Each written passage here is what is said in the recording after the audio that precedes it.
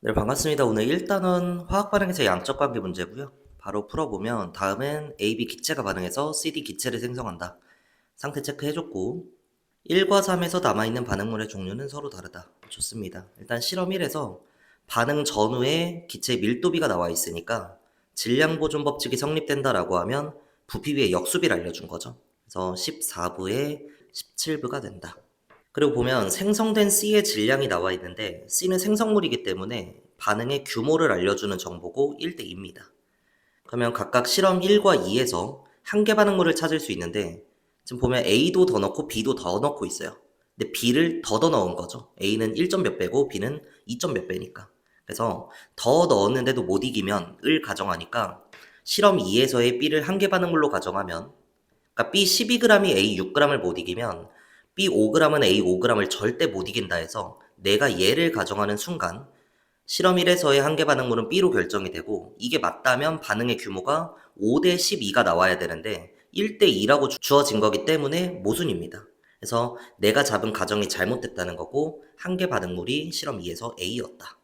그러면 2의 규모에서 A가 6g 죽으면 1의 규모에서는 3g 죽게 될 거고요. A가 남는 거니까 B가 한 개 반응물이었구나. 그럼 요 순간 반응하는 질량비가 찾아집니다. A가 3g 죽을 때 B가 5g 죽고 생성되는 C가 2g이니까 질량 보존 법칙. 나머지 D가 6g을 메꾸겠다. 반응하는 기체학론에서 질량비가 찾아지면 밑에 습관적으로 개수비를 써주고 개수비분의 질량비가 분자량비였습니다.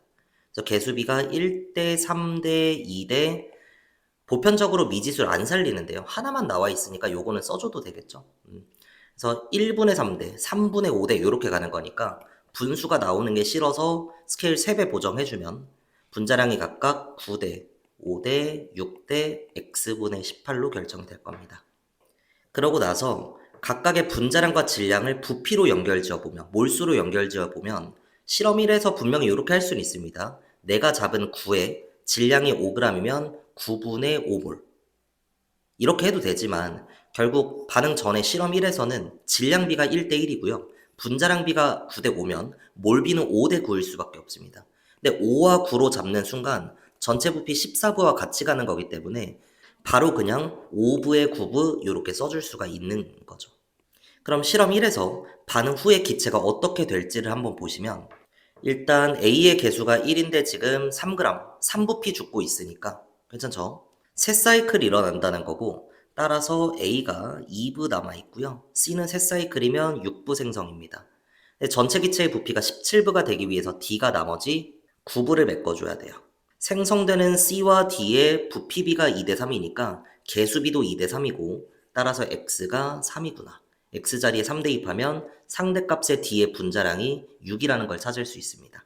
이게 좋아요. 그리고 이제 X는 찾은 거고 Z를 찾아야 되는데 실험 2에서의 반응 전후의 밀도비를 물어봤다면 질량 보존 법칙이 성립되는 거니까 반응 전후의 부피비만 찾으면 될 건데 지금은 D1이라고 해서 실험 2의 반응 전과 묶는 게 아니고 요렇게 묶어주는 게 편할 거예요. 그죠? 그럼 얘는 부피가 나와 있고 전체 기체의 질량이 나와 있으니까 결국 나에게 중요한 건 실험 2에서 반응 후에 전체 기체의 부피, 요 정보가 필요합니다.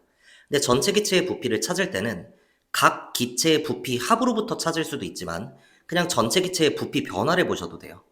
지금 개수 관계를 보면 A가 하나, B가 3개, 반응 전에 4개 죽으면 생성되는 게 C 2개, D 3개니까 5개 생성. 4개 죽고 5개 생성이면 한 사이클당 전체 기체의 부피가 1씩 늘어납니다. 근데 지금 실험 2에서 5g의 5부피면 6g의 6부피고요. 이게 한 개 반응물이죠. 그래서 반응의 규모가 6사이클이기 때문에 전체 기체가 6만큼 늘어난다 라고 할 수 있습니다. 그래서 실험 2에서의 반응 전의 전체 기체 부피 더하기 6이 실험 2에서의 전체 기체의 부피와 같다. 이렇게 식을 세워줄 수 있는 거죠.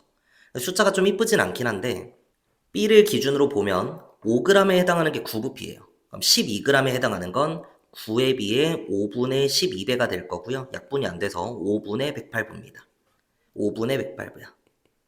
그럼 실험 2의 반응 전에 6부에 5분의 108부가 있으니까 5분의 30에 5분의 108은 5분의 138이고 거기에 더하기 5분의 30까지. 그래서 반응 후에 5분의 168부구나. 괜찮죠? 밀도는 부피분의 질량이다 라고 했을 때 결국은 반응 전과 후의 질량비는 똑같기 때문에 여기서 10이면 여기서도 10이고 여기서도 18이면 여기서도 18입니다. 그래서 질량비는 10대 18, 간단하게 5대 9라고 대입하고요. 부피는 반응 후에 17부의 5분의 질알이니까 5배 날려서 85대 168이에요. 약분 될 수 있는 것 쭉쭉 최대한 해주고 나면 339에 355, 368. 밀도비가 56대 51이 되는 거죠. 근데 지금 56에 해당하는 게 14라고 나와 있으니까 상대값에서 찐값 갈 때 4분의 1배. 그럼 얘도 똑같이 4분의 1배 해주면 4분의 51 D1이었구나. 그래서 Z가 4분의 51이다. 이렇게 찾아준 겁니다. 마지막 Y. 지금 실험 3에서 밀도비가 6대 5로 나왔으니까 부피비는 5대 6이 나오면 될 거예요. 근데 오해하면 안 되는 게 지금 내가 잡은 건 밀도 D1에서 스타트했기 때문에 5V'에서 6V'이 되는 겁니다. V가 늘어났으니까 한 사이클 진행됐는데 Y가 한 개 반응물이니까 1이네 이러시면 안 된다는 거예요.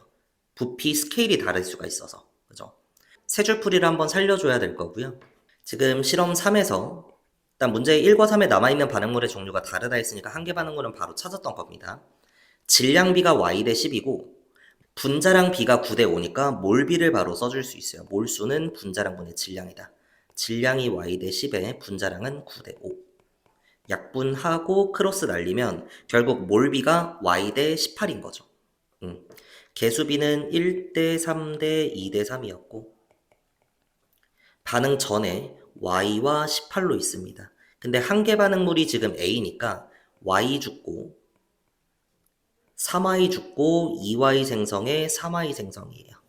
그럼 반응 전에 전체 기체의 몰수는 Y 더하기 18일 거고요. 반응 후에는 A는 날아가고 B가 18-3Y 근데 D가 플러스 3Y니까 퉁퉁 내주고 나면 18 더하기 2Y 이렇게 나오네요. 근데 지금 이 비율이 5대 6이어야 되는 거니까 좌변에 6 곱하고 우변에 5 곱한 값이 서로 같다. 6Y에 10Y니까 우변에 4Y가 나오고요. 18 곱하기 6 빼기 18 곱하기 5니까 좌변에 18이 남는 거죠. 따라서 Y가 4분의 18이다.